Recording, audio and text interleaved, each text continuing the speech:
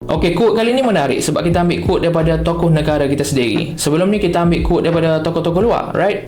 Tapi kali ni saya pilih untuk kita ambil quote daripada tokoh negarawan kita, iaitu Tun Mahathir.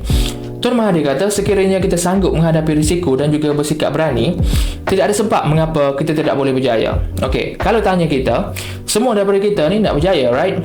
Tapi ada satu benda yang menghalang kita, iaitu ketakutan untuk melangkah. Kita sentiasa tunggu waktu yang sesuai, waktu yang tiada risiko dan juga waktu yang kurang bahaya, barulah kita nak mulakan langkah. Tapi masalahnya waktu itu tak wujud.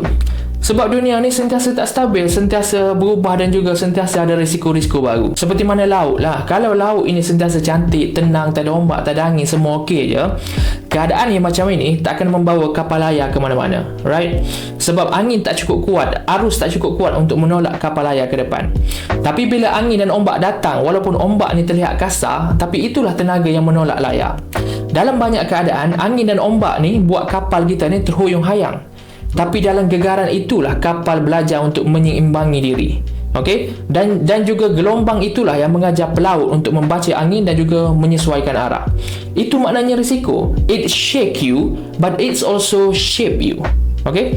Kalau hidup kita ni terlalu smooth, kita tak akan belajar kendali kemudi. Kalau semuanya senang, kita tak akan tahu sejauh mana kita boleh pergi. Because only when the wave rise, you truly discover what kind of captain you are.